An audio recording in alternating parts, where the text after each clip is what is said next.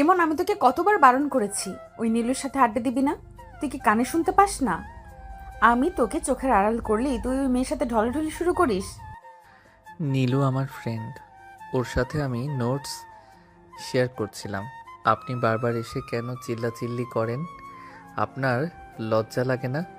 মানুষ তাকিয়ে দেখছে। মানুষ দেখলে আমার বয়েই গেল। আমি তোকে ভালোবাসি, এটা আমি সারা দুনিয়াকে বলে দেব। তুই আমার জুনিয়র হতে পারিস, কিন্তু তার মানে এই নয় যে তুই অন্য মেয়েদের সাথে ফুর্তি করবি। আমি থাকতে অন্য কেউ তোর দিকে তাকালে আমি তার চোখ উপড়ে নেব। এই যে শুরু হলো আপনার পাগলামি। আপনার সাথে কথা বলাই লস। আপনি নিজেকে কি ভাবেন? আমি আপনার সম্পত্তি নাকি? আমি কার সাথে ঘুরবো, কার সাথে বসবো, সেটা আমার ব্যাপার। আপনি আমার পথ ছাড়ুন তো। পথ ছাড়বো না। আগে তুই বল, তুই নীলুর নাম্বার ডিলিট করবি কি না? এখন আমার সামনে ওর নাম্বার ব্লক করবি? অসম্ভব। আমি কেন ব্লক করব? আপনি আমার কেউ না, মাত্র 2 বছরের সিনিয়র বলেই কি আপনি আমার মাথার উপর ছুরি ঘোরাবেন? আমি আপনাকে পছন্দ করি না, এটা কি আপনার মাথায় ঢোকে না? পছন্দ করিস না মানে? কেন করিস না? আমার কিসের অভাব? সুন্দরী নই আমি? নাকি আমার টাকা পয়সা কম? ক্যাম্পাসের সব ছেলে আমার পেছনে লাইন দেয়, আর আমি কিনা তোর পেছনে ঘুরি, আর তুই আমাকে ইগনোর করছিস? সুন্দর হলেই কাউকে ভালোবাসতে হবে এমন কোনো কথা নেই। আপনার এই পজিটিভ স্বভাবটাই আমার সহ্য হয় না। সারাদিন গোয়েন্দার মতো আমার পিছু পিছু ঘোরেন কেন? আমার ফ্রেন্ডরা আমাকে নিয়ে হাসাহাসি করে।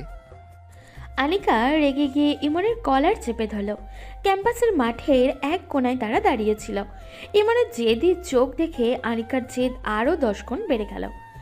কে হাসে? কোন বন্ধু হাসে তোর? নাম বল তাদের। আজই তাদের ব্যবস্থা করছি। তুই শুধু জানবি আমি তোকে ভালোবাসি, আর তুই শুধু আমার। এর বাইরে তোর আর কোনো জগৎ নেই। কলার ছাড়ুন আনিকা আপু, আপনি কিন্তু সীমা ছাড়িয়ে যাচ্ছেন। আপনার মতো মেয়ের সাথে সংসার করা তো দূরের কথা, কথা বলাও বিপদ। আমি নীলুকে ভালোবাসি, এটা শোনার পর নিশ্চয়ই আপনি আমাকে ছেড়ে দেবেন। কি বললি? তুই নীলুকে ভালোবাসিস? ওইটুকু একটা পুতুলের মতো মেয়েকে তুই ভালোবাসিস? সাহস তো তোর কম না। আমার সামনে দাঁড়িয়ে অন্য মেয়ের নাম নিচ্ছিস? হ্যাঁ বলছি, 100 বার বলবো। নীলু অনেক শান্ত, আপনার মতো মেজাজি না। ওর সাথে থাকলে আমি শান্তি পাই, আর আপনার সাথে থাকলে মনে হয় খাঁচায় বন্দি হয়ে আছি। শান্তি দিচ্ছি তোকে। কাল থেকে দেখবি তুই কার কাছে শান্তি পাস। তুই যখন আমার হতে চাইছিস না, তখন তোকে আমি ছিনিয়ে নেব। আমি আনিকা যা চাই তা করেই ছাড়ি। তুই ভাবছিস আমি এমনি এমনি বসে থাকবো? আপনি যা খুশি করতে পারেন, আমি আপনার কোনো হুমকিকে ভয় পাই না। আমার লাইফ আমি যেভাবে ইচ্ছা কাটাবো। আর শোনেন, আজ থেকে আমার আশেপাশে আসার চেষ্টাও করবেন না। করলে আমি প্রিন্সিপালের কাছে অভিযোগ করব। প্রিন্সিপালকে আমি পকেটে নিয়ে ঘুরি রে ইমন। তুই আমার ক্ষমতা সম্পর্কে জানিস না।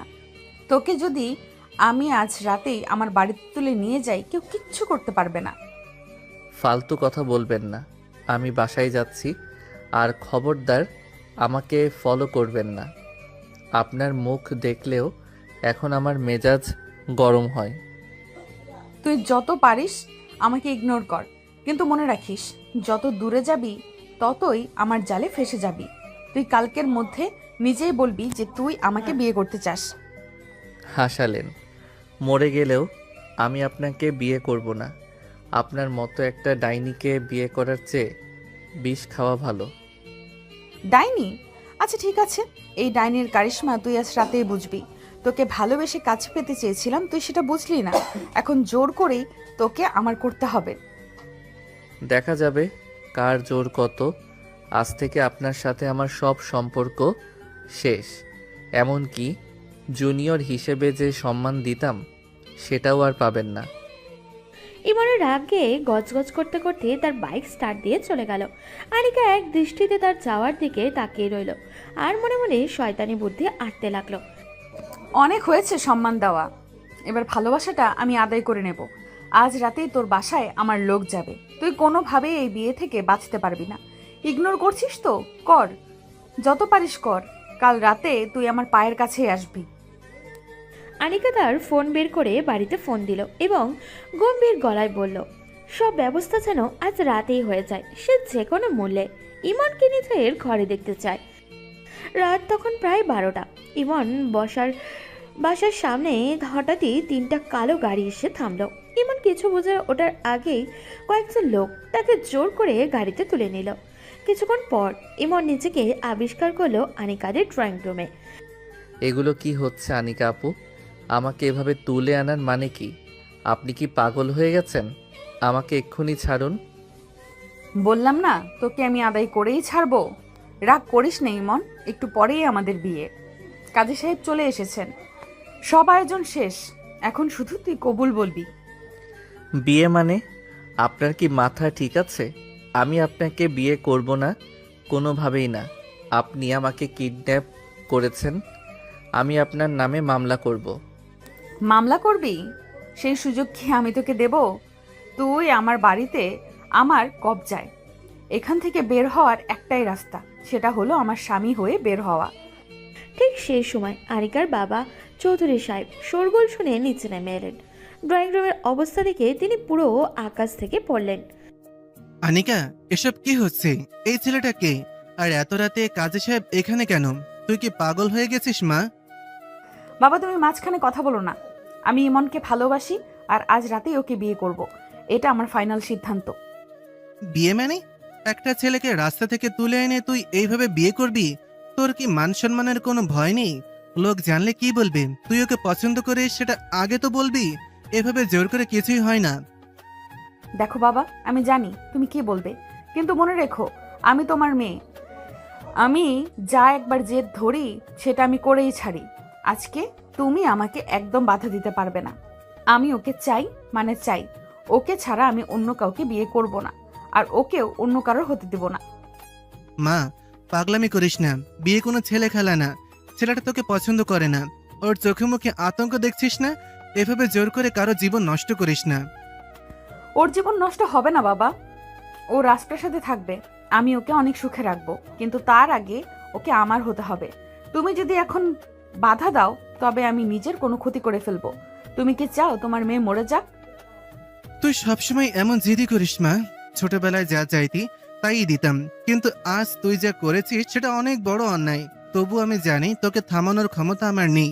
তুই যখন ঠিক করে ফেলেছিস, আমি আর কি বলবো? আঙ্কেল, আপনিও ওকে সাপোর্ট করছেন। ও আমাকে জোর করে বিয়ে করছে, এটা তো অপরাধ। আপনি ওকে বোঝান। চুপ কর ইমন। বাবা বুঝে গেছে যে আমার জেদের সামনে কারো কিছু করার নেই। বাবা তুমি ওপাশে গিয়ে বসো। কাজী সাহেব, আপনি আপনার কাজ শুরু করুন। আমি কবুল বলবো না। আপনি আমাকে মেরে ফেললেও আমি এই বিয়েতে রাজি হব না। আপনার মতো একটা জেদি আর অহংকারী মেয়েকে আমি ঘৃণা করি।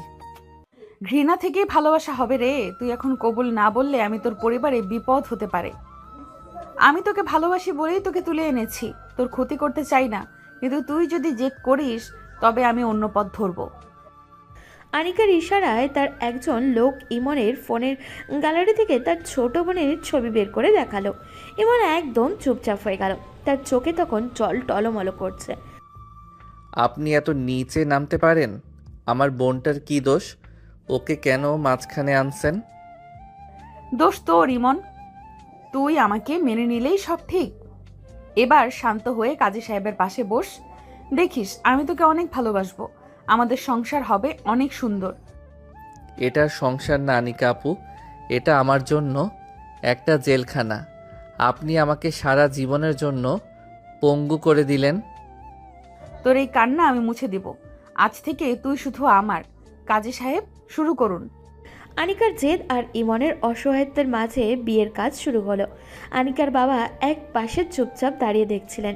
তার আদরে মেয়ের এই ভয়ঙ্কর রূপ আগে কখনো দেখেননি তিনি। ড্রয়িং রুমে যখন বিয়ের তোড়জোড় চলছে তখন আনিকার মা হন্ততন্ত হয়ে সিঁড়ি দিয়ে নিচে নেমে এলেন। নিচতলার অবস্থা দেখে তার হাত পা রীতিমতো ঠান্ডা হয়ে গেল। তিনি বিশ্বাসই করতে পারছেন না যে তার মেয়ে এমন একটা কাজ করতে পারে। ওগো, তুমি এখানে ঠায় দাঁড়িয়ে আছো কেন? দেখছো না মেয়েটা কি কাণ্ড করেছে? একটা জলজান্ত ছেলেকে গুন্ডা দিয়ে তুলে এনেছে বিয়ে করবে বলে। তুমি কি কিছুই বলবে না?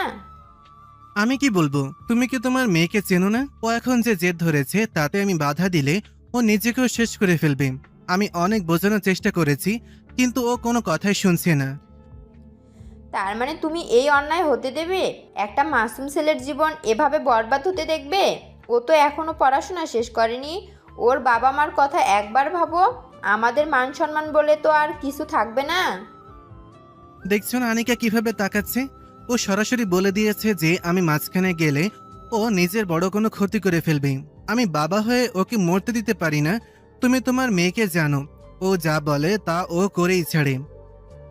মেয়েটা যে কেন এমন হলো আমি কিছুই বুঝতে পারছি না। আমরা কি ওকে কোনোদিনও কিছুর অভাব দিয়েছি? এত আদর দিয়ে কি ভুল করলাম? মানুষের ভালোবাসা তো সুন্দর হয়, কিন্তু ওর ভালোবাসা কেন এমন জানোয়ারের মতো? এটা শুধু ওর জেদ না গো, আমি ওর চোখে ভালো করে তাকিয়েছি। আমি ওর চোখে ছেলেটার প্রতি সত্যি সত্যি পাগলামি ভরা ভালোবাসা দেখেছি। ভালোবাসা যখন মাথার উপর উঠে যায় তখন মানুষ হিতাহিত জ্ঞান হারিয়ে ফেলে। আনিকা এই ছেলেটাকে নিজের প্রাণের চেয়েও বেশি ভালোবাসে, তাই ও ভালো মন্দের তফাৎ ভুলে গেছে। ভালোবাসা কি এভাবে জোর করে হয়? জোর করে কি কারো মন পাওয়া যায়? আজও বিয়ে করছে ঠিকই, কিন্তু সারা জীবন কি ও এই ছেলের মন পাবে? ছেলেটা তো ওকে এখন দু চোখে দেখতে পারছে না। এখন হয়তো পারছে না, কিন্তু আনিকার যত্ন আর ভালোবাসায় হয়তো কোনোদিন ওর মন গলতেও পারে। আমাদের এখন আর কিছু করার নেই। আমি জানি কাজটা ভুল হচ্ছে, কিন্তু মেয়ের জীবন বাঁচাতে গেলে আমাকে এই অন্যায় মেনে নিতেই হচ্ছে। চিন্তা করো না, আনিকা ওকে অনেক সুখে রাখবে। ও তো কোনো জিনিসের মায়ে পড়লে সেটাকে বুক দিয়ে আগলে রাখে। এই মন, তুই কাঁদছিস কেন? আমি কি তোকে মেরে ফেলেছি? আমি তো তোকে বর বানাচ্ছি। একটু পর তোকে এই বাড়ির রাজকুমার বানিয়ে ছাড়বো। সব কান্না মুছে ফেল আর হাসি মুখে কবুল বল। আপনি একটা বড় অপরাধী। আপনি আমাকে বিয়ে করছেন না, আমাকে সারা জীবনের জন্য জেলখানায় ভরছেন। আপনি জানেন না আমি আপনাকে কতটা ঘৃণা করি। আপনার মুখ দেখলেও আমার গা ঘিন ঘিন করে। ঘৃণা করিস তো কি হয়েছে? ঘৃণা থেকেই তো ভালোবাসা হয়। তুই আমার কাছে থাকলে আমি তোকে শিখিয়ে দেব কিভাবে আমাকে ভালোবাসতে হয়। তুই পালানোর চেষ্টা করিস না, কারণ তোর পালানোর সব পথ আমি বন্ধ করে দিয়েছি। আমার বাবা মা যখন জানবে তখন তারা সহ্য করতে পারবে না। আপনি আমার পরিবারের কথা একবারও ভাবলেন না? আপনি কেমন মানুষ? তোর পরিবারের কথা আমি ভাববো। কাল সকালেই আমি তাদের কাছে লোক পাঠাবো। তারা যদি খুশি মনে আমাদের মেনে নেয় তবে ভালো, আর যদি না মানে তবে তাদের জন্য আমি অন্য ব্যবস্থা আছে। তুই তো জানিস আমি কেমন মেয়ে। আপনি জঘন্য। আপনি একটা ছোট বোনের ভয় দেখিয়ে আমাকে দিয়ে সই করাচ্ছেন। আপনার লজ্জা লাগে না? আমার কাছে আগে তুই, তারপর লজ্জা। তোকে পাওয়ার জন্য আমি সব করতে পারি। এই যে কাজী সাহেব বসে আছেন, উনি কিন্তু বেশিক্ষণ অপেক্ষা করবেন না। তাড়াতাড়ি সই কর, না হলে তোর ওই আদরের বোনটার একটা ছবি কিন্তু এক্ষুনি ভাইরাল হয়ে যেতে পারে। আমার কাছে সব রেডি আছে। না, দোহাই আপনার, আমার বোনের কোনো ক্ষতি করবেন না। ও তো আপনার কোনো ক্ষতি করেনি। আমি সই করছি, আপনি যা বলছেন আমি সব করছি। তাও ওকে ছেড়ে দিন। এই তো লাইনে এসেছিস, সইটা করে দে। তারপর দেখবি আমি তোর বোনের জন্য কত দামি গিফট পাঠাই। আর তুই তো এখন থেকে আমার কলিজা, তোকে আমি আমার চোখের মনি করে রাখবো। আমি সই করছি, কিন্তু মনে রাখবেন আনিকা আপু, আমি আপনাকে কোনোদিন ক্ষমা করব না। আমার জীবনটা আপনি বিষ করে দিলেন। ক্ষমা না করলেও চলবে, তুই শুধু আমার পাশে থাকলেই হবে। কাজী সাহেব, এবার আমার সইটা নিন। আজ থেকে ইমন শুধু আমার, আর আমি শুধু ইমনের। আমাদের মাঝে আর কেউ নেই। ইমনের সই করার সাথে সাথেই আনিকা খুশিতে আত্মহারা হয়ে গেল। ইমনের চোখে জল আর আনিকার চোখে জয়ের আনন্দ। চৌধুরী সাহেব তার স্ত্রী শুধু দীর্ঘশ্বাস ফেলে নিজেদের মেয়ের এই উন্মাদনা দেখতে থাকলেন। বিয়ের সব আনুষ্ঠানিকতা শেষ হতে না হতেই আনিকা প্রায় টেনে হিঁচড়ে ইমনকে তার সাজানো ঘরে নিয়ে এলো। ঘরের দরজা বন্ধ করে সে ইমনের দিকে কড়া নজরে তাকালো। কিরে, এখনো মাথা নিচু করে দাঁড়িয়ে আছিস কেন? এখন তো তুই আমার স্বামী, ঘরের ভেতর তো আর কেউ নেই। এবার অন্তত একটু হাস। আপনাকে আমি ঘৃণা করি আনিকা। আপনি জোর করে বিয়ে করেছেন ঠিকই, কিন্তু আপনি আমার শরীর ছোঁয়ার চেষ্টা করবেন না। আমি আপনাকে সহ্য করতে পারছি না। সহ্য তো তোকে করতেই হবে ইমন। তুই এখন আমার বিবাহিত বর। আমি তোকে অনেক শখ করে এখানে এনেছি। তুই যত আমাকে দূরে ঠেলবি আমি তত তোর কাছে আসব। তুই কি ভেবেছিস আমি তোকে শুধু ঘরে সাজিয়ে রাখার জন্য এনেছি? আপনি কি পাগল হয়ে গেছেন? আপনি আমার বড়, আপনার একটু তো লজ্জা থাকা উচিত। আমি আপনাকে দিদির মতো সম্মান করতাম, আর আপনি আমার সাথে এসব করছেন। আমার দম বন্ধ হয়ে আসছে। সম্মান দিয়ে আমার কি হবে? আমার তো তোকে চাই। তুই আমার জুনিয়র হতে পারিস, কিন্তু এখন তুই আমার সব। আজ আমাদের বাসর রাত, আর তুই এই রাতটাকে স্মরণীয়, আর আমি এই রাতটাকে স্মরণীয় করে রাখতে চাই। তুই বাধা দিলেও কোনো লাভ হবে না। আমি আপনার ধারে কাছেও যাব না। আমি মেঝেতে ঘুমাবো, আপনি খাটে ঘুমান। আমাকে দয়া করে একা থাকতে দিন, আমার মাথা কাজ করছে না। মেঝেতে ঘুমাবি? তোর এত বড় সাহস! আমি থাকতে তুই মেঝেতে ঘুমাবি? আমি তোকে বলেছি না, তুই যা বলবি তার উল্টোটা আমি করব। তুই এখন খাটে আসবি, এটাই আমার শেষ কথা। না, আমি আসবো না। আপনি আমার উপর জোর করতে পারেন না। এটা আমার জীবন, আমার শরীর। আপনি এভাবে আমাকে বাধ্য করতে পারেন না। পারি না মানে? আমি সব পারি। তুই হয়তো জানিস না, আনিকা যা চায় তা ছিনিয়ে নেয়। তুই শান্ত হয়ে কাছে না আসলে আমি আজ অন্য রূপ দেখাবো। তুই কি চাস আমি আবার তোর পরিবারের কথা তুলি? আবারও সেই হুমকি? আপনি কি সারা জীবন আমাকে এভাবে ভয় দেখিয়ে আটকে রাখবেন? আপনার কি একটু মায়া হয় না আমার উপর? আমি কাঁদছি, তবুও আপনার মনে দয়া হচ্ছে না? কান্নাকাটি বন্ধ কর ইমন। তোর চোখের জল আমার কাছে কোনো দাম নেই। আমি তোকে ভালোবাসি, এটাই আসল কথা। আজ থেকে তুই আমার হাতের পুতুল। আমি তোকে যেভাবে নাচাবো তোকে সেভাবেই নাচতে হবে। আয় আমার কাছে। না, আমি আসবো না। আপনি সরে যান আমার সামনে থেকে। আপনার এই অ্যাগ্রেসিভ আচরণ আমি নিতে পারছি না। আনিকার কোনো কথা না শুনেই ইমনের হাত ধরে সজোরে টান দিল। ইমন নিজেকে ছাড়ানোর চেষ্টা করলো, কিন্তু আনিকার জেদ আর গায়ের শক্তির কাছে সে পেরে উঠল না। পালানোর চেষ্টা করিস না ইমন। তুই যত ছটফট করবি আমি তোকে তত বেশি জাপটে ধরবো। তুই আমার উপর রাগ করছিস, কর। যত পারিস রাগ কর।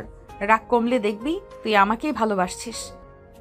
আপনি কি মানুষ নাকি জানোয়ার? আমি আপনাকে ঘৃণা করি, ঘৃণা করি। আপনি আমার জীবনটা নরক বানিয়ে দিলেন। নরক হোক আর স্বর্গ হোক, তোকে আমার সাথেই থাকতে হবে। আজ রাতে কেউ তোকে আমার হাত থেকে বাঁচাতে পারবে না। তুই শুধু দেখ আমি কি করি। তোকে আমি নিজের করেই ছাড়বো। দয়া করুন আনিকা আপু, আমি আপনার পায়ে ধরছি, আমাকে ছেড়ে দিন।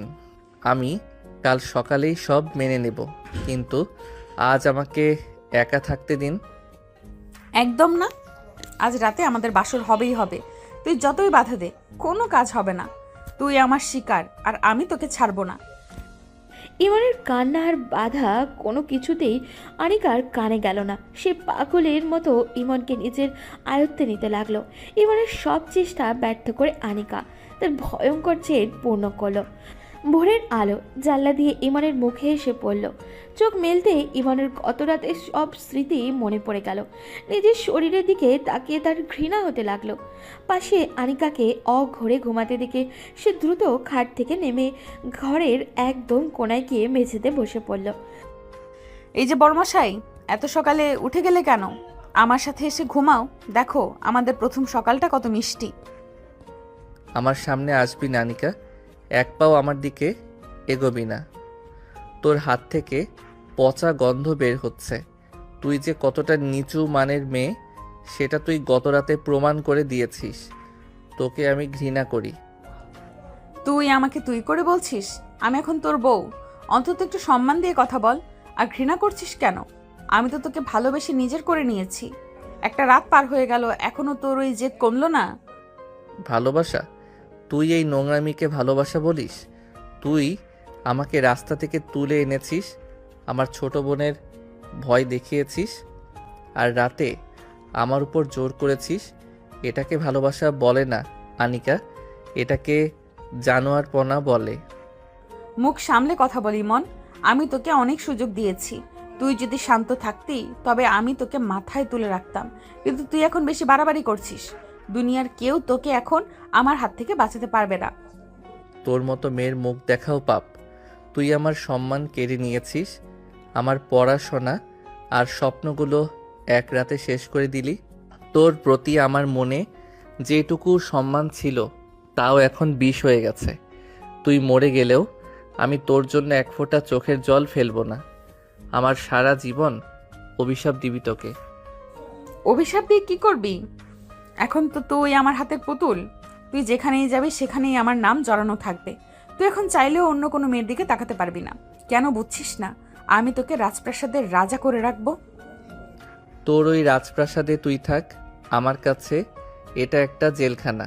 তোর দেওয়া কোনো জিনিস আমি ছোবো না, এমনকি এই ঘরের খাবারও আমার গলায় নামবে না। তুই আমাকে শিকল দিয়ে বেঁধে রাখতে পারবি, কিন্তু আমার মন কোনোদিন পাবি না। মন না পেলেও শরীরে তো পেয়েছি, সেটাই আমার জন্য অনেক। তুই আমার চোখের সামনে থাকবি, আমার সাথে এক বিছানায় থাকবি, এটাই আমার জেদ ছিল। আর আমি আমার জেদ পূরণ করেছি। এখন তুই চাইলে হাসি মুখে থাকতে পারিস, নাহলে সারা জীবন কেঁদে কাটিয়ে দিতে পারিস। তুই একটা মানসিক রোগী আনিকা, তোকে হাসপাতালে থাকা উচিত ছিল। তোর বাবা মাও তোর এই অন্যায় সায় দিল। ঘৃণা করি আমি এই পরিবারকে, ঘৃণা করি এই বাড়িকে। তোদের সবার শাস্তি হওয়া উচিত। আমার বাবা মাকে নিয়ে কথা বলবি না। ওনারা আমাকে ভালোবাসেন বলেই মেনে নিয়েছেন, আর তুইও একদিন সব মেনে নিবি। এখন চুপচাপ ফ্রেশ হয়ে নিচে আয়, আমরা একসাথে নাস্তা করব। পুরো বাড়ি সাজানো হয়েছে আমাদের জন্য। আমি তোর সাথে কোথাও যাব না, আমি এই ঘর থেকেও বের হব না। তুই আমাকে বিষ দিয়ে মেরে ফেল, তবুও তোর সাথে বসে হাসাহাসি আমি করতে পারবো না। তোর শরীর থেকে যে গন্ধ আসে সেটা সহ্য করার ক্ষমতা আমার নেই। তুই আমাকে অপমান করছিস? আমি তোকে কত যত্ন করে ঘরে সাজিয়েছি, আর তুই আমাকে বলছিস বমি আসে? মনে রাখিস ইমন, আমি তোকে যেমন আদর করতে পারি তেমনি তোকে তিলে তিলে শেষ করতেও পারি। আমার জেদ তুই এখনো দেখিসনি। তুই যত ইচ্ছা কষ্ট দে, তুই আমাকে মেরে ফেললেও আমি তোর কাছে নত স্বীকার করব না। তুই আমার দেহটা আটকে রেখেছিস ঠিকই, কিন্তু আমার আত্মা তোকে সারা জীবন অভিশাপ দেবে। তোর মতো মেয়ের কপালে কোনো দিন শান্তি জুটবে না। শান্তি আমি নিজেই কেড়ে নেব। তুই ছাড়া তো আমার কোনো জগৎ নেই। এখন নাস্তা খেয়ে নে, না হলে আমি আবার তোর ওই আদরের বোনের কলেজে লোক পাঠাবো। পছন্দ তোর, তুই নাস্তা খাবি নাকি তোর বোনের বিপদ দেখবি? তুই কতটা জঘন্য! তুই আমার বোনটাকে বারবার কেন টানছিস? ও তো তোর কোনো ক্ষতি করেনি। ঠিক আছে, তুই যা বলবি আমি তাই করব, কিন্তু মনে রাখিস আজকের পর থেকে তোর জন্য আমার মনে শুধু ঘৃণা আর ঘৃণাই থাকবে। আনিকা বিজয়ের হাসি এসে ইমনের গাল ছুতে গেল, কিন্তু ইমন ঝটকা দিয়ে তার হাত সরিয়ে দিল। ইমনের চোখের জল দেখেও আনিকার মনে কোনো মায়া হলো না। সে নিজের জেদ আর অন্ধ হয়ে আছে। সকাল গড়িয়ে দুপুর হয়ে গেল। ইমন ঘরের এক কোণায় পাথরের মতো বসে আছে। আনিকা হাতে খাবারের ট্রে নিয়ে ঘরে ঢুকলো এবং দরজাটা ভেতর থেকে আটকে দিল। এই যে তোর প্রিয় বিরিয়ানি নিয়ে এসেছি।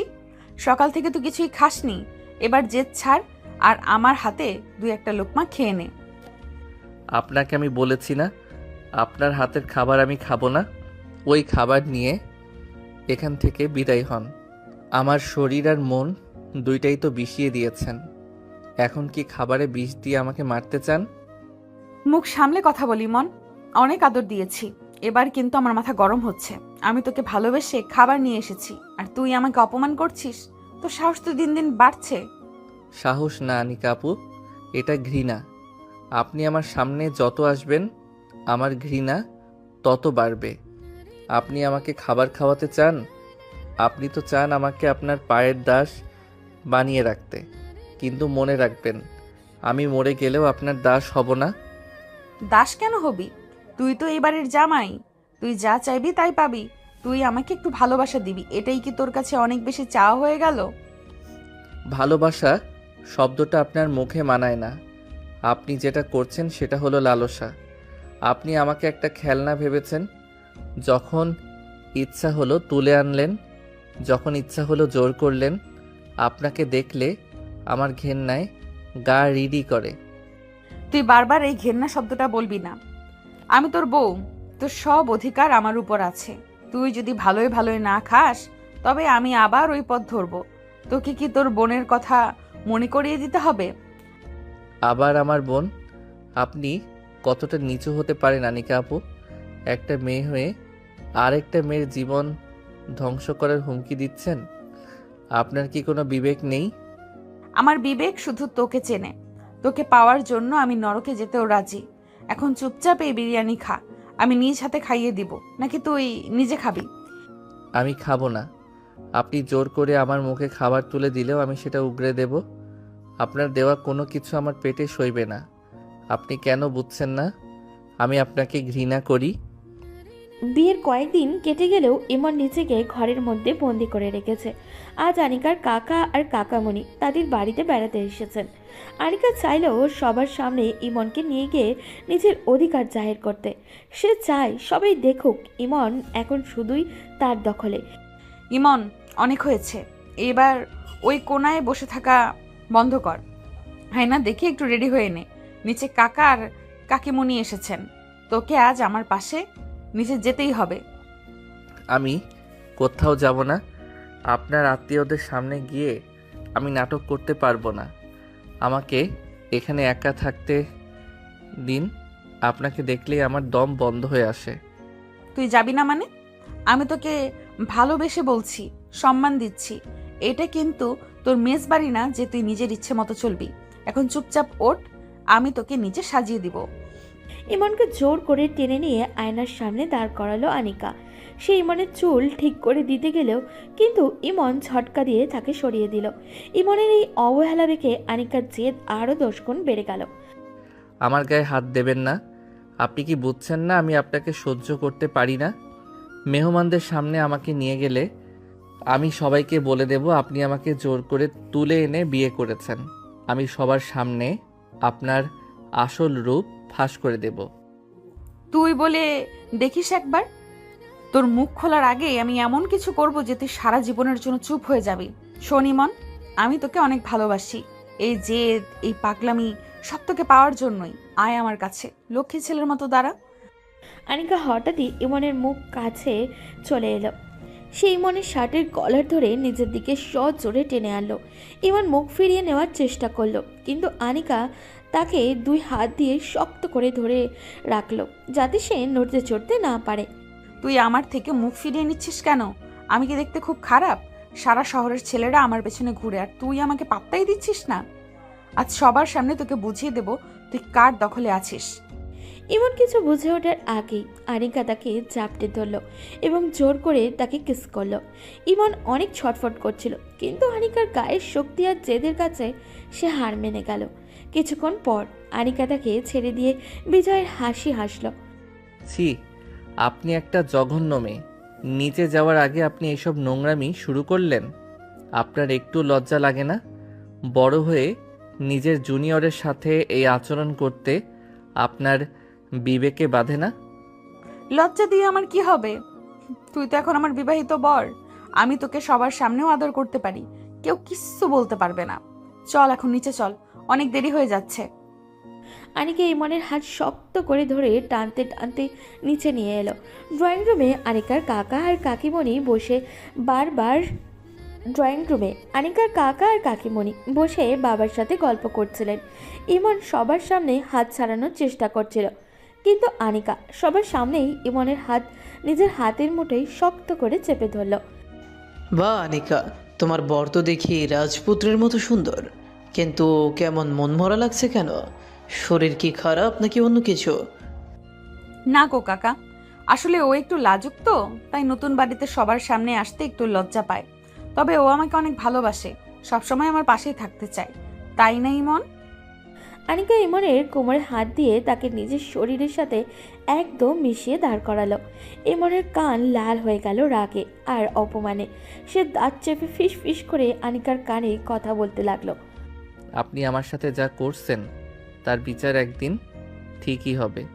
মানুষের সামনে আমাকে এভাবে খেলনা বানাচ্ছেন কেন? হাত ছাড়ুন আমার। হাত আমি ছাড়বো না।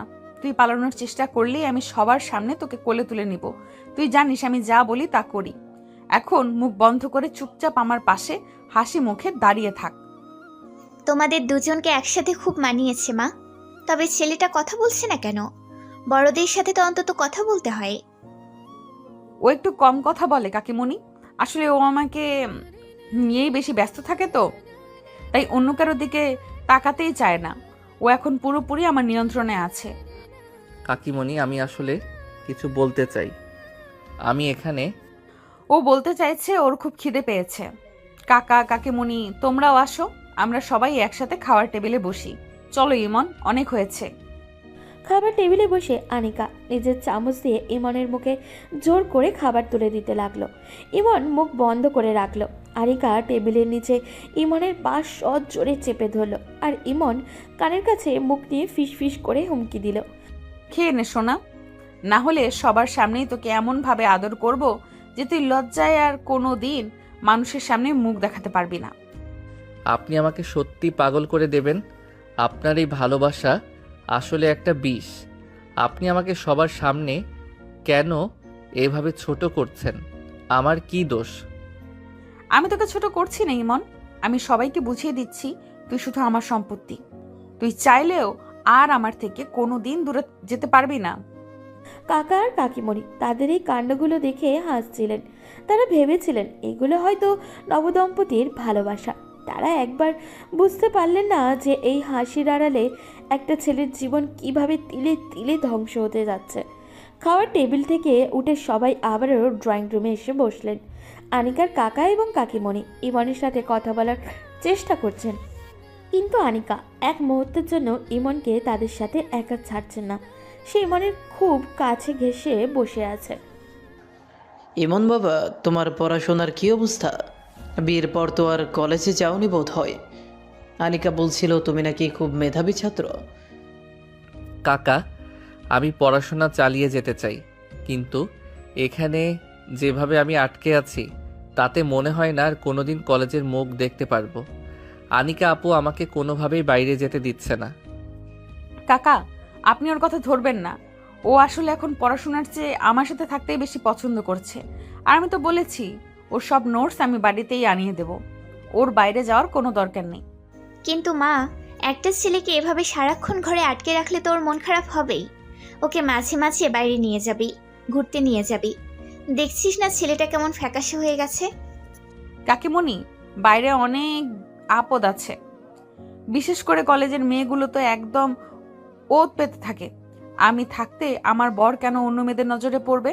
ও আমার চোখের সামনে থাকবে, এটাই আমার শান্তি। কাকিমণি, আপনি ওকে বোঝান। এটা কোনো ভালোবাসা না, এটা এক ধরনের জেলখানা। আমি একটু নিজের পরিবারের সাথে দেখা করতে চাই, আমার মার সাথে কথা বলতে চাই। ও আমার ফোনটাও কেড়ে নিয়েছে। ইমন, বড়দের সামনে উল্টাপাল্টা কথা বলবি না। তোর মা বাবার সাথে আমি নিজেই কথা বলে নেব। এখন তুই চুপচাপ থাক। কাকা, আপনারা মিষ্টি খান তো। আনিকার কাকা আর কাকিমণি একে অপরের দিকে তাকালেন। তারা বুঝতে পারছেন ইমনের অমতে কিছু একটা হচ্ছে, কিন্তু আনিকার রাগী চেহারার সামনে কিছু বলার সাহস পেলেন না তিনি। কিছুক্ষণ পর তারা বিদায় নিয়ে চলে গেলেন। কাকা আর কাকিমণি চলে গেছেন, এবার তো আমার হাত ছাড়ুন। আপনার কি একটু দয়া হয় না? সবার সামনে আমাকে মিথ্যাবাদী বানাচ্ছেন। দয়া দয়া দিয়ে আমি কি করব? তোকে আমি ভালোবাসি ইমন, আর সেই ভালোবাসায় কোনো ভাগ আমি সইতে পারবো না। তুই পালানোর চেষ্টা করছিলি না? ভাবছিলি কাকা আর কাকিমণিকে সব বলে দিবি? হ্যাঁ, বলতে চেয়েছিলাম। আমি এখান থেকে মুক্তি চাই। আমি আপনার এই জেদ আর সহ্য করতে পারছি না। আপনি আমার জীবনটা নরক বানিয়ে দিয়েছেন। আনিকা হঠাৎই ইমনের শার্টের কলার ধরে তাকে দেওয়ালের সাথে চেপে ধরল। তার চোখে চোখগুলো রাগে জ্বলজ্বল করছে। সে ইমনের খুব কাছে মুখ নিয়ে এলো। মুক্তি, তোর ডিকশনারিতে এই শব্দটা আর কোনোদিন আসবে না। তুই কি ভাবিস আমি এত বোকা যে তোকে কাকার সাথে একা কথা বলতে দেব? তুই যত পালানোর চেষ্টা করবি আমি তত তোকে দড়ি দিয়ে বেঁধে রাখবো। আপনি কি পাগল হয়ে গেছেন? আপনি আমার সাথে এভাবে কথা বলছেন কেন? আমি আপনার স্বামী, কোনো কেনা গোলাম নই। আমার কাছে তুই দুটোই। তুই আমার স্বামী, আবার তুই আমার ব্যক্তিগত সম্পত্তিও। তোর উপর শুধু আমার অধিকার। আজ থেকে তোর এই ঘরের বাইরে যাওয়া বন্ধ। তুই সারাদিন এই বিছানায় বসে থাকবি আর আমার জন্য অপেক্ষা করবি। আমি এটা হতে দেব না। আমি আজ রাতে এখান থেকে পালাবো। আপনি কতক্ষণ আমাকে নজরে রাখবেন? পালাবি? ঠিক আছে, চেষ্টা করে দেখ। আমার বাড়ির গেটে 4 জন বডিগার্ড থাকে। তুই যদি পাঁচিল টপকে যাওয়ার চেষ্টা করিস তবে ওরা তোকে এমন শিক্ষা দেবে যে তুই আর কোনোদিন হাঁটতে পারবি না। আর হ্যাঁ, তোর ছোট বোনের খবরটা কি চাস? আপনি আবার আমার বোনকে নিয়ে হুমকি দিচ্ছেন?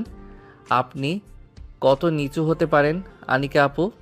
আপনার নিজের ভাই নেই বলে কি অন্যের ভাইয়ের কষ্ট বোঝেন না? আমার ভাই বোন দিয়ে কাজ নেই, আমার তোকে দরকার। তুই যদি শান্ত হয়ে আমার আদর গ্রহণ করিস তবে তোর বোন ভালো থাকবে। আর তুই যদি বিদ্রোহ করিস তবে তার ফল তোর পরিবারকে ভুগতে হবে। এখন চলো, অনেক রাত হয়েছে। বাসর ঘরের বাকি পাওনাগুলো মিটিয়ে দিই। আনিকা জোর করেই ইমনকে বিছানার দিকে টেনে নিয়ে গেল। ইমন অসহায়ভাবে কাঁদতে লাগলো, কিন্তু আনিকার মনে সেই কান্নার কোনো প্রভাব পড়ল না। সে নিজের জেদ আর ভালোবাসার নামে ইমনের ওপরে তার আধিপত্য বজায় রাখলো। সকাল থেকেই ইমনের মনে অস্থিরতা। সে বুঝতে পারল এভাবে থাকলে তার জীবনটা শেষ হয়ে যাবে। আনিকার চোখে ধুলো দিয়ে তাকে এই বাড়ি থেকে বের হতেই হবে। অনেক ভেবেচিন্তে ইমন তার শেষ চালটা চালার সিদ্ধান্ত নিল। সে জানে আনিকা তার প্রতি কতটা পাগল, আর এই পাগলামিকেই সে হাতিয়ার হিসাবে ব্যবহার করবে। আনিকা আপু, আমি কি আপনার সাথে একটু কথা বলতে পারি? আমি আসলে অনেক ভেবে দেখলাম, এভাবে ঘরে বসে থাকলে আমার মাথাটা সত্যিই নষ্ট হয়ে যাবে। আমাকে কি একবার কলেজে যাওয়ার অনুমতি দেবেন? আমার একটা জরুরি অ্যাসাইনমেন্ট জমা দেওয়া খুব দরকার। কলেজে যাবি? তুই কি আমাকে অতটাই বোকা ভাবিস সিমন? আমি জানি তুই কলেজে যাওয়ার নাম করে ওখান থেকে পালানোর পরিকল্পনা করছিস। আমি তোকে কলেজে পাঠাবো আর তুই নীলুর সাথে দেখা করবি? এটা আমি হতে দেব না। তুই যা চাস এই ঘরেই পাবি। বাইরে যাওয়ার কথা ভুলেও ভাববি না। আপনি আমাকে ভুল বুঝছেন। আমি কেন পালাবো? আমি তো বুঝতে পেরেছি যে আপনি আমাকে কতটা ভালোবাসেন। আসলে এতদিন আমি শুধু ভয় পেয়েছিলাম, তাই আপনাকে দূরে ঠেলে দিয়েছি। কিন্তু আপনার এই পজিটিভ আচরণ আসলে আপনার ভালোবাসারই একটা রূপ। আমি এখন সব বুঝতে পারছি। এমন কিছুটা কাছে এগিয়ে গিয়ে আনিকার চোখের দিকে তাকালো। সে তার গলায় যতটা সম্ভব কোমলতা এনে অভিনয় করতে শুরু করলো। আনিকা ইমনের মুখে এমন কথা শুনে কিছুটা থমকে গেল। তুই হঠাৎ এসব কি বলছিস সিমন? তুই সত্যি বলছিস তো, নাকি এটা তোর কোনো নতুন চাল? তুই তো কাল রাত পর্যন্ত আমাকে ঘৃণা করছিলি। ঘৃণা করা সহজ আনিকা আপু, কিন্তু কারো ভালোবাসা মেনে নেওয়া কঠিন। আমি কাল রাতে অনেকক্ষণ ভেবেছি আমি কার জন্য পালাবো। আমার তো নিজের বলতে এখন আপনিই আছেন। আমি শুধু চাইছি আমার ক্যারিয়ারটা নষ্ট না হোক। আমি পড়াশোনা শেষ করে আপনার যোগ্য স্বামী হতে চাই। আপনি কি চান না আপনার বর সবার সামনে মাথা উঁচু করে দাঁড়াক? তুই সত্যি আমাকে ছেড়ে যাবি না তো? তুই জানিস তোকে ছাড়া আমি পাগল হয়ে যাব। তোকে না দেখলে আমার এক মুহূর্তও কাটে না। আমি কেন যাব? আমি আপনার কাছেই থাকবো। আপনি চাইলে আমার সাথে বডিগার্ড পাঠিয়ে দিয়েন, কিন্তু আমাকে অন্তত 2 ঘন্টার জন্য কলেজে যেতে দিন। আপনি আমার উপর বিশ্বাস রাখুন। আমি তো এখন আপনারই, তাই না?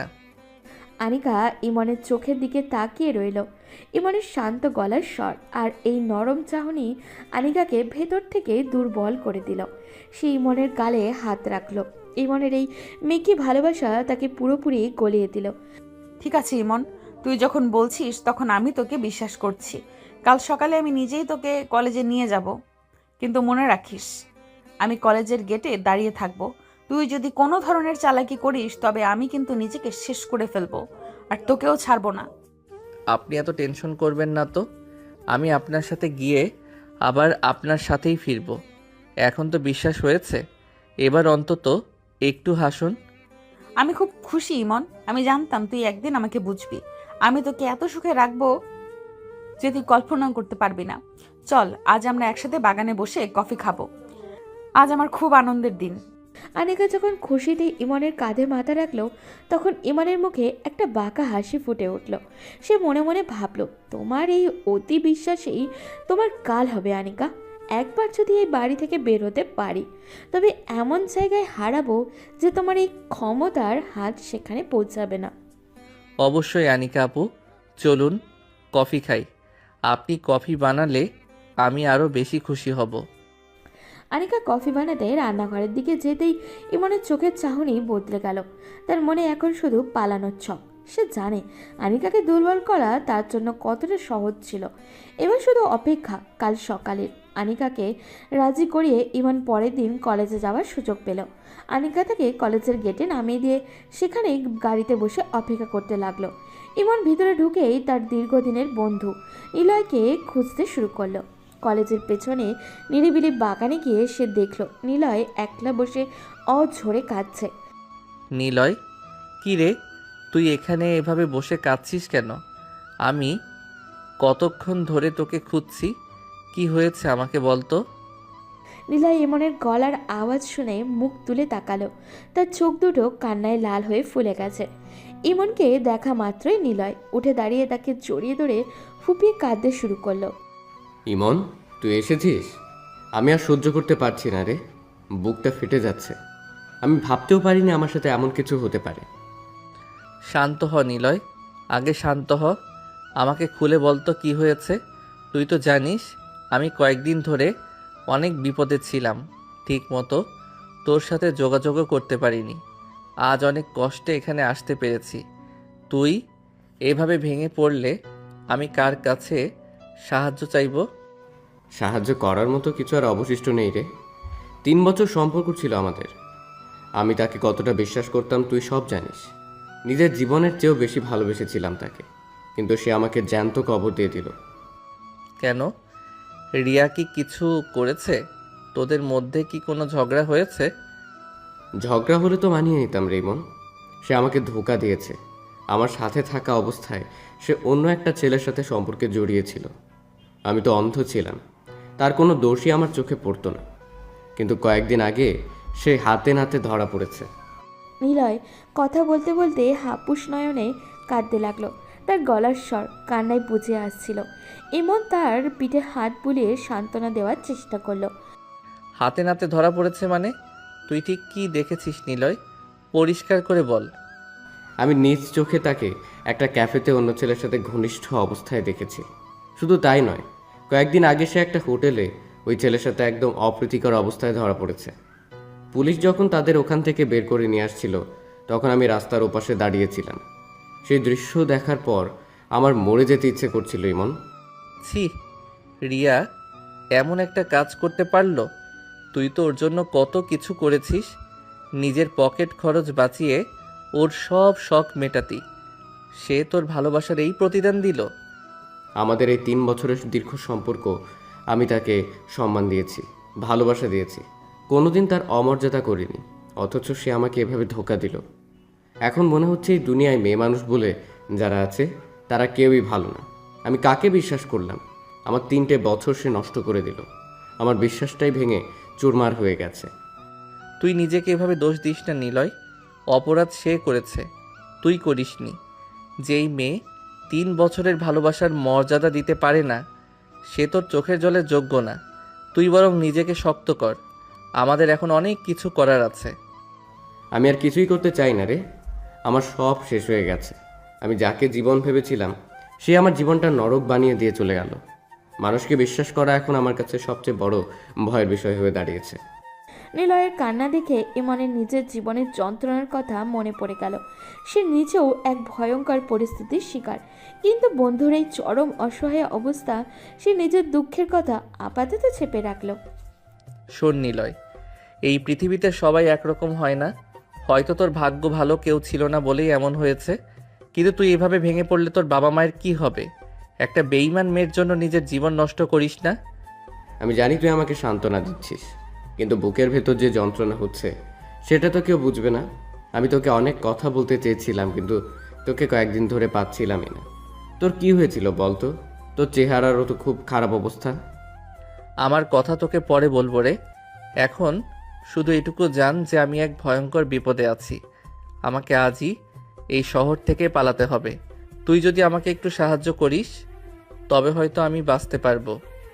তুই বিপদে? কি হয়েছে আমাকে বল, আমি নিজের দুঃখ ভুলে তোকে সাহায্য করব। তুই তো আমার একমাত্র বন্ধু। ইমন এদিক ওদিক তাকিয়ে নিলয়ের সব কথা সংক্ষেপণে বুঝিয়ে বলতে শুরু করলো। নিলয়ের দুঃখের কথা শোনার পর ইমনের বুকের ভেতরে জমে থাকা দীর্ঘদিনের রাগ আর ঘৃণার আগ্নেয়গিরির মতো ফেটে পড়ল। সে আর নিজেকে সামলাতে পারল না। ঠিক সেই সময় আনিকা কলেজের পেছনে বাগানে চলে এলো। ইমনকে দীর্ঘক্ষণ না দেখে সে আর গাড়িতে বসে থাকতে পারেনি। আনিকাকে দেখা মাত্রই ইমনের মেজাজ চরম পর্যায়ে পৌঁছে গেল। আপনি আবার এখানে কেন এসেছেন? আপনাকে কি আমি বলেছিলাম আমার পেছনে গোয়েন্দাগিরি করতে? এক মুহূর্তের জন্য কি আপনি আমাকে নিঃশ্বাস নিতে দেবেন না? আপনার মুখ দেখলে এখন আমার ঘৃণা হয়। ইমন, তুই এভাবে বলছিস কেন? আমি তো শুধু দেখতে এসেছিলাম তুই ঠিক আছিস কিনা। তুই তো বললি তুই আমাকে ভালোবাসবি, তবে এখন কেন আবার আগের মতো আচরণ করছিস? ভালোবাসা? আপনার মতো একটা নোংরা আর নিচু মনের মেয়েকে আমি ভালোবাসবো? আপনি কি আয়নায় নিজের চেহারা দেখেছেন? আপনি একজন অপরাধী, একজন সাইকো। আপনি জোর করে বিয়ে করে নিজেকে খুব বড় কিছু ভাবছেন। আপনার মতো জঘন্য মেয়ের পাশে দাঁড়াতেও আমার লজ্জা লাগে। আপনি একটা আবর্জনা যা আমার জীবনটাকে দুর্গন্ধময় করে তুলেছে। আনিকা ইমনের মুখে এমন কটু কথা শুনে স্তম্ভিত হয়ে গেল। সে ভাবতে পারেনি ইমন সবার সামনে তাকে এভাবে অপমান করতে। ইমনের চোখ যে পরিমাণ ঘৃণা খেলা করছে তা দেখে আনিকার বুকটা কেঁপে উঠল। আমি কতটা ডেসপারেট এই খাঁচা থেকে পালানোর জন্য সেটা আপনি কল্পনাও করতে পারবেন না। আমি প্রতিটা সেকেন্ড গুনছি কখন আপনার এই বিষাক্ত হাত থেকে মুক্তি পাবো। আপনি ভাবছেন আমি আপনাকে ভালোবেসে ফেলেছি? ওটা তো অভিনয় ছিল, শুধু বাইরে আসার জন্য। আপনার মতো একটা ডাইনিকে ভালোবেসে নিজের জীবন নরক বানানোর কোনো ইচ্ছা আমার নেই। আপনার চরিত্র বলতে কিছু নেই। থাকলে আপনি একটা ছোট ছেলেকে এভাবে তুলে আনতেন না। ইমন, অনেক হয়েছে, চুপ কর তুই। আমি তোকে ভালোবাসি বলেই এসব করেছি। তুই আমাকে এত বড় কথা বলতে পারলি? আমি তোর জন্য কি না করেছি? কি করেছেন আপনি? আমার সম্মান নষ্ট করেছেন, আমার পরিবারকে হুমকি দিয়েছেন। আপনার ভালোবাসা আসলে একটা অসুখ। আপনি একটা বাজারের মেয়ের চেয়েও অধম, যে কিনা টাকার জোরে ভালোবাসা কিনতে চায়। আমি আপনার ছোঁয়া মনে পড়লে এখন বারবার সাবান দিয়ে নিজেকে পরিষ্কার করি। আপনাকে আমি আমার জীবনের সবচেয়ে বড় অভিশাপ মনে করি। আনিকার দুই চোখ বেয়ে জল গড়িয়ে পড়তে লাগলো। ইমনের বলা প্রতিটা শব্দ তার বুকে তীরের মতো বেঁধেছিল। যে কোনোদিনও ভাবেনি তার ভালোবাসাটা ইমন এত ছোট নজরে দেখে। আনিকার মনে হলো তার পায়ের নিচ থেকে মাটি সরে সরে যাচ্ছে ক্রমশ। আমি কি এতটাই খারাপ? আমি তো শুধু ওকে নিজের কাছে রাখতে চেয়েছিলাম। ও কেন আমাকে ভালোবাসলো না? ও আমাকে বাজারের মেয়ের সাথে তুলনা করলো। আমি ওর জন্য সব ছেড়েছি, আর ও আমাকে আবর্জনা বলছে। আমার কি কোনো সম্মান নেই? আনিকা টুকরে কেঁদে উঠল। ইমনের বলা ডাইনি আর নোংরা মেয়ে শব্দগুলো যেন তার কানে বারবার বাজতে লাগলো। এতদিন সে শুধু নিজের জেদ আর ভালোবাসার কথা ভেবেছে, কিন্তু আজ ইমনের ঘৃণা তার আত্মসম্মানে প্রচণ্ড আঘাত করলো। আনিকার ভেতরে সেই দাপুটে মেয়েটা আজ অপমানে কুঁকড়ে গেল। কাঁদছেন কেন? এই নাটক দেখার সময় আমার নেই। আপনার এই চোখের জলও আমার কাছে বিষের মতো। আপনি এখান থেকে চলে যান, না হলে আমি সত্যি নিজের কোনো ক্ষতি করে ফেলবো। আমি আপনাকে ঘৃণা করি আনিকা, মৃত্যু পর্যন্ত এই ঘৃণা থাকবে। আনিকা কোনো কথা না বলে উল্টো দিকে দৌড়ে চলে গেল। তার মনের ভেতরে এখন অদ্ভুত এক শূন্যতা আর হাহাকার। সে বুঝতে পারল সে জোর করে ইমনের শরীর পেয়েছে ঠিকই, কিন্তু আজ ইমনের কটু কথায় তার আত্মসম্মানবোধ তাকে দংশন করতে শুরু করেছে। আনিকা বুঝতে পারছে না সে এরপর কি করবে। আনিকা অপমানে কাঁদতে কাঁদতে সেখান থেকে চলে যাওয়ার পর বাগানে এক অদ্ভুত নীরবতা নেমে এলো। ইমন এখনও রাগে ফুঁসছে, তার বুকটা ধড়ফড় করছে। সে নিলয়ের দিকে তাকিয়ে দেখল নিলয় এক দৃষ্টিতে তার দিকে তাকিয়ে আছে। নিলয়ের মুখে এখন আর কোনো কান্নার ছাপ নেই, বরং তার ঠোঁটের কোণে একটা তাচ্ছিল্য ভরা হাসি ফুটে উঠেছে। তুই এভাবে আমার দিকে তাকিয়ে হাসছিস কেন নিলয়? আমি কি খুব ভুল কিছু বলেছি? ওই মেয়েটা আমার জীবনটা বিষিয়ে দিয়েছে, আর তুই আমাকে দেখে হাসছিস? তুই আমাকে এভাবে উপেক্ষা করছিস কেন? আমি হাসছি নিজের ভাগ্য আর তোর বোকামি দেখে। তুই নিজেকে অনেক বড় ভিকটিম ভাবছিস, তাই না? আমি তোকে দেখে সত্যি অবাক হচ্ছি ইমন। আমি এখানে ভালোবাসা হারানোর শোকে কাতর হয়ে আছি। বুক ফেটে যাচ্ছে, কারণ যাকে 3 বছর ধরে ভালোবেসেছি সে অন্য ছেলের বিছানায় ধরা পড়েছে। আর তুই হাতের লক্ষ্মীকে পায়ে ঠেলে দিচ্ছিস। তুই কি পাগল হয়ে গেছিস নিলয়? তুই আনিকার পক্ষ নিচ্ছিস। ও আমাকে জোর করে বিয়ে করেছে, আমাকে ঘরে আটকে রেখেছে। এটাকে তুই ভালোবাসা বলিস? হ্যাঁ, এটাই ভালোবাসা। তুই বুঝবি না এমন, কারণ তুই কারো অবহেলা এখনো পাসনি। আমি একটা মেয়েকে 3 বছর ধরে সব দিয়েও আগলে রাখতে পারিনি। সে আমার ভালোবাসা তুচ্ছ করে অন্য ছেলের আসক্ত হয়েছে। আর আনিকা আপু, সে বয়সে তোর বড় হতে পারে, সামাজিকভাবে হয়তো তার পদ্ধতিটা ভুল ছিল, কিন্তু তার ভালোবাসাটা খাঁটি। সে তোকে ছাড়া অন্য কাউকে চেনে না। তোকে পাওয়ার জন্য সে নিজের মান সম্মান সমাজ সব বিসর্জন দিয়ে তোকে জোর করে হলেও নিজের কাছে আটকে রেখেছে। এমন পাগল করা ভালোবাসা পাওয়া ভাগ্যের ব্যাপার রে বন্ধু। সবাই এমন কাউকে পায় না যে তাকে পাওয়ার জন্য দুনিয়া উল্টে দিতে পারে। নিলয়ের কথাগুলো শুনে ইমনের কানে যেন তপ্ত শিরার মতো বিঁধল। সে একদম স্তব্ধ হয়ে গেল। নিলয় যে দৃষ্টিভঙ্গি থেকে কথাগুলো বলল সেটা ইমন এর আগে কোনো দিনও ভাবেনি। নিলয় আবারও বলতে শুরু করলো। রিয়া আমাকে ধোঁকা দিয়েছে, কারণ সে আমাকে কোনোদিন ওভাবে ভালোবাসেনি। কিন্তু আনিকা আপু তোকে কোনোদিন ধোঁকা দেবে না। সে তোকে তার জান দিয়ে আগলে রাখছে। আজ তুই তাকে সবার সামনে যে ভাষায় অপমান করলি, তাতে অন্য কোনো মেয়ে হলে তোকে হয়তো জেলের ভাত খাওয়াতো। কিন্তু সে কাঁদছে আর তোর ঘৃণা সহ্য করেও তোকে আগলে রাখতে চাচ্ছে। বিশ্বাস কর ইমন, ভালোবাসা না পাওয়ার যন্ত্রণার চেয়ে এই ভালোবাসা পাওয়া অনেক বেশি ভাগ্যের। ইমনের মাথার ভেতরে তখন হাজারটা চিন্তা ঘুরপাক খাচ্ছে। সে মনে মনে ভাবতে লাগলো, নিলয় তো ভুল কিছু বলছে না।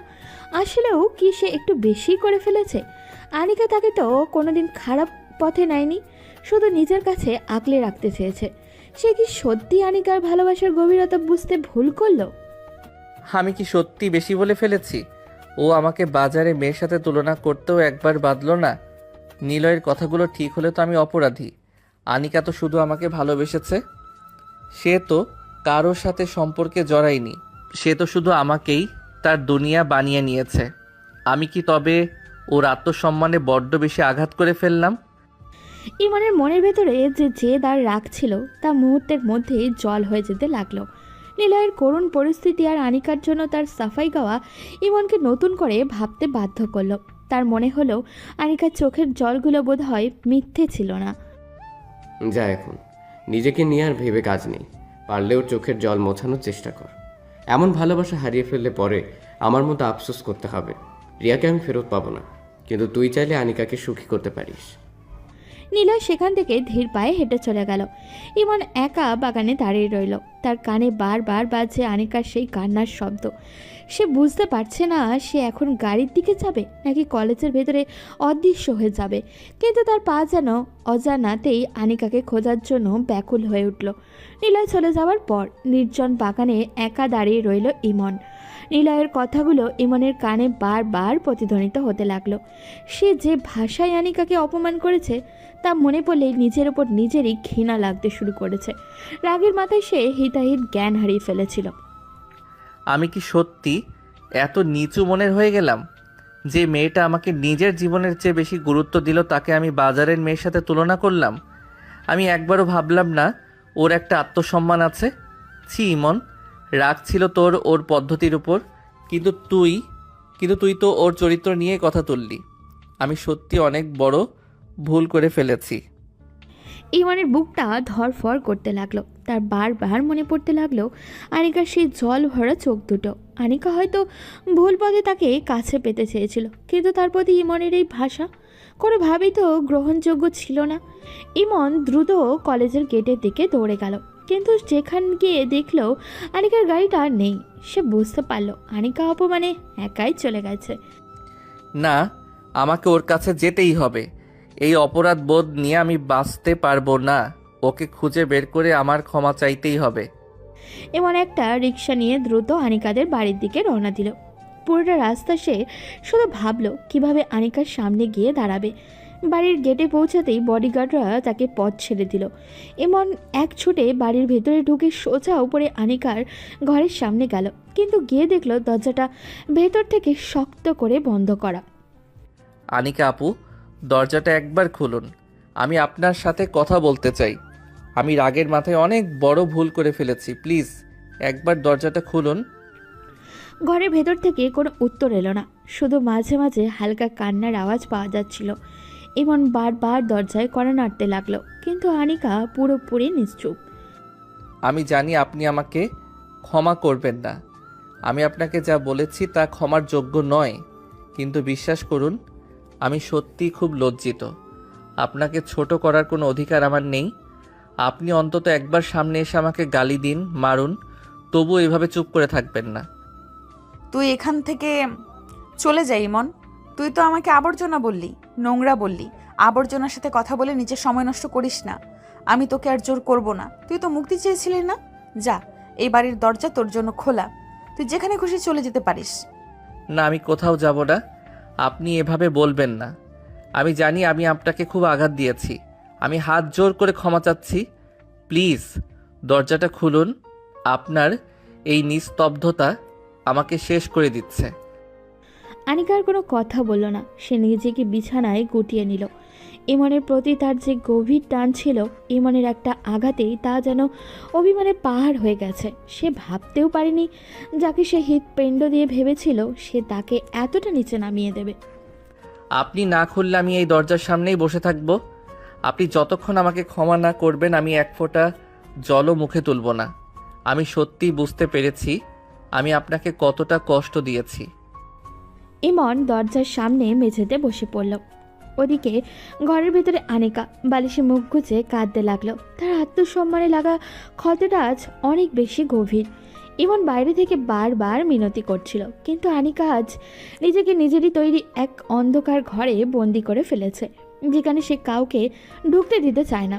দরজার সামনে বসে অনেকক্ষণ ডাকাডাকির পরেও যখন আনিকা কোনো উত্তর দিল না, তখন ইমন মরিয়া হয়ে উঠল।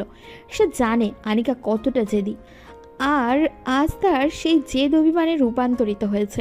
ইমন তড়িঘড়ি করে ঘরের পেছনে বারান্দার দিকে গেল এবং থাই জানালার কাছে গিয়ে কাচের উপরে নক করতে শুরু করলো। প্লিজ আনিকা, দরজাটা একবার খোলো। আমার কথাগুলো অন্তত একবার শোনো।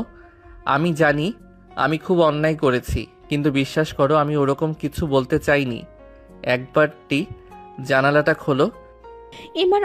ইমনের অনবরত ধাক্কার আকুতির শব্দ শুনে আনিকা জানালার কাছে এগিয়ে গেল, কিন্তু সে পর্দা সরালো না। জানালার ওপাশ থেকেই তার কণ্ঠস্বর ভেসে এলো, যা ছিল অত্যন্ত ঝাঁঝালো এবং তিক্ততায় ভরা।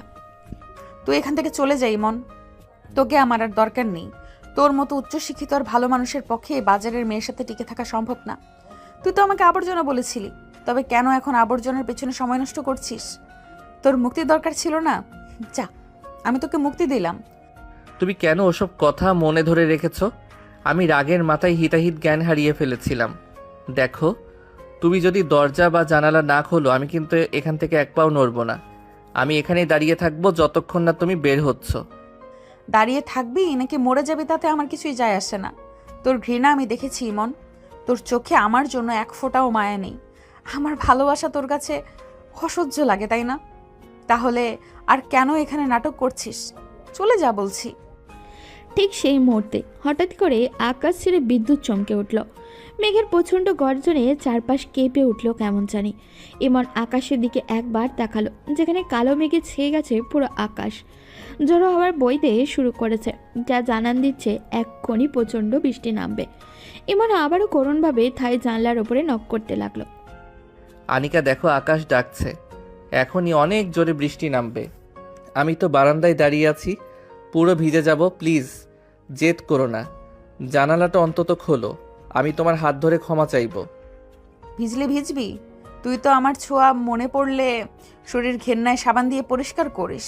আজকের বৃষ্টিতে ভিজলে হয়তো তোর শরীরের সেই নোংরা ভাবটা চিরতরে চলে যাবে। আমি জানলা খুলবো না। তুই আজ বুঝবি কাউকে উপেক্ষা করার যন্ত্রণা কতটা। আনিকা জানলার পাশ থেকে সরে গেল। ইমন অসহায়ভাবে জানলার কাচের উপরে হাত রাখলো। সে বুঝতে পারছে আনিকা এবার সত্যিই খুব ভেঙে পড়েছে। বৃষ্টির বড় বড় ফোঁটা ইমনের গায়ে পড়তে শুরু করেছে। বিদ্যুৎ চমকানোর আলোয় তার বিধ্বস্ত চেহারাটা বারবার স্পষ্ট হয়ে উঠছে, কিন্তু জানলার ওপাশে কোনো নড়াচড়া নেই। আনিকা যেন আজ পাথর হয়ে গেছে। বাইরে তখন আকাশের অবস্থা খুবই খারাপ। বিজুলি চমকানোর শব্দে কান ঝালাপালা হয়ে যাওয়ার জোগাড়। বৃষ্টির ফোঁটাগুলো এত জোরে পড়ছে যে মনে হচ্ছে শরীরের চামড়া ছিদ্র হয়ে যাবে। ঝোড়ো হাওয়ার তোড়ে বারান্দার কাজগুলো এদিক ওদিক আছড় খাচ্ছে। ইমন জানলার পাশে একদম লেপ্টে দাঁড়িয়ে আছে। তার পরনের পাতলা শার্টটা ভেজে শরীরের সাথে সেটে গেছে একদম। ঠান্ডায় সে কুকড়ে যাচ্ছে, কিন্তু তার মনে এখন জেদ চেপে গেছে। সে ক্ষমা না নিয়ে এখান থেকে এক পাও নড়বে না। আনিকা, তুমি কি সত্যি আমার সাথে এমন করবে? আমি মানছি আমি খুব বাজে কথা বলেছি, কিন্তু তাই বলে তুমি আমাকে এইভাবে ঝড়ের মধ্যে বাইরে ফেলে রাখবে? প্লিজ জানালাটা খোলো, আমার শরীর আর চলছে না, সারা শরীর বরফের মতো ঠান্ডা হয়ে গেছে। একবার অন্তত তাকাও আমার দিকে। ঘরের ভেতরে আনিকা বিছানায় শুয়ে ডুকরে ডুকরে কাঁদছে। ইমনের প্রতিটা কথা তার কানে তীরের মতো বিঁধছে।